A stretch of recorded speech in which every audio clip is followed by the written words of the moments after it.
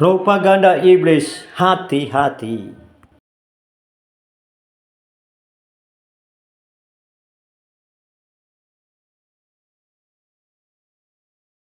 Bapak Ibu, suatu saat konon katanya diadakan konferensi iblis dengan para setan.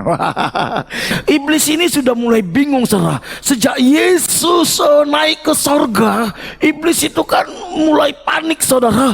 Akhirnya apa yang dia lakukan? Orang-orang Kristen dibunuh, saudara. Orang-orang Kristen dianiaya, saudara.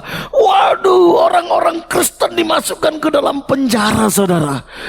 Ternyata iblis menemukan, loh, kenapa ya orang Kristen kok dianiaya semakin cinta Yesus? Wow. Orang Kristen, gereja dibakar, justru mereka semakin sungguh-sungguh mencari Tuhan. Mereka dikasih penyakit, mereka semakin berharap kepada Tuhan. Bahkan kalau saudara baca nanti di kitab Wahyu, saudara, orang-orang Kristen yang bersungguh-sungguh dikasih mereka kesulitan ekonomi, saudara. Justru jemaat yang mengalami kesulitan ekonomi, mereka semakin sungguh-sungguh cinta Tuhan. Wah, iblis mulai panik, saudara. Kok bisa ya orang Kristen modelnya kayak gini? Akhirnya Lucifer panggil para ketua-ketua kesannya, saudara. Ayo kumpul semua, kumpul katanya. Ini kita harus pikirkan, ini nggak boleh terus kayak gini, nggak boleh terus kayak gini. Akhirnya muncullah ide, saudara. Begini, tuanku Lucifer, katanya, jangan dianiaya, jangan. Gini aja, kita buat kaisar itu terima Yesus, seolah-olah terima Yesus. Ketika kaisar Romawi itu terima Yesus, agama Kristen itu menjadi agama negara. Jadi orang Kristen sudah tidak lagi dianiaya. Orang Kristen semakin banyak, semakin bebaslah orang Kristen, saudara. Sejak Kaisar Romawi menjadi orang Kristen, agama Kristen itu menjadi agama negara, dan orang Kristen mulai menikmati comfort zone, saudara. Akhirnya diubah strategi, saudara. Ubah strategi, gak boleh dianiaya, gak boleh ditekan, jangan dibakar gerejanya. Biarkan aja mereka aktif kegiatan gereja, biarkan, gak apa-apa. Biarkan aja dia jadi pendeta, gak apa-apa.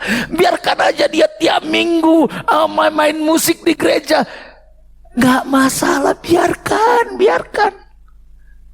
Buat mereka sibuk dengan pekerjaannya juga. Berkati pekerjaannya, berkati. Supaya apa? Mereka tidak lagi bergantung sama Tuhan, bergantung sama pekerjaannya. Kasih mereka hobi-hobi yang menyenangkan mereka.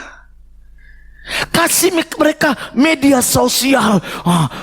Munculkan Facebook, munculkan IG, munculkan TikTok, supaya dari pagi mereka sampai malam sibuk scroll TikTok, scroll Facebook, sampai akhirnya ketika mereka mau doa, mereka udah nggak bisa lagi memandang wajah Tuhan. Yang mereka pandang adalah apa yang mereka lihat di TikTok.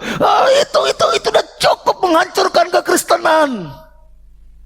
Kasih mereka hobi yang hobinya itu menyenangkan daging, supaya apa? Setelah mereka sibuk dengan hobinya, mereka mau ke gereja, mereka sudah capek. Jadi kalau khotbah, pendeta khotbah, dia ngantuk-ngantuk. Kasih mereka hobi, buat mereka merasa rohani, seolah-olah mereka cukup rohani karena mereka sumbang gereja, karena mereka rajin ke gereja. Buat mereka merasa rohani, sehingga ketika pendeta tegur dosa mereka, mereka ngamuk. Itu cukup menghancurkan kekristenan. Tawarin mereka keinginan daging, keinginan mata, dan keangkuhan hidup. dan permudah kehidupan mereka. Buat mereka sukses. Supaya apa? Sukses tetap punya ikatan dosa. Sukses mereka tetap korupsi. Sehingga merasa itu berkat Tuhan bagi mereka. Ternyata saudara, strategi itu cukup ampuh saudara. Cukup ampuh. Orang Kristen tidak lagi mengerti tujuan keselamatan. Orang Kristen tidak lagi punya waktu untuk bersekutu intim dengan Tuhan. Sehingga mereka gampang putus asa dan mulai menyalah-nyalakan Tuhan. Tuhan, saya sudah sumbang gereja, kok malah saya ditipu? Tuhan, saya sudah aktif pelayanan, kok anakku narkoba? Mulai menyalahkan Tuhan. Di mana engkau Tuhan? Spirit pemberontakan mulai bangkit saudara. Toel kiri kanan mau bilang, bro, hati-hati, senjata ini sangat ampuh. Bilang, hati-hati. Kayaknya kalau kulihat dari wajahmu sudah mulai masuk perangkap itu. Bilang,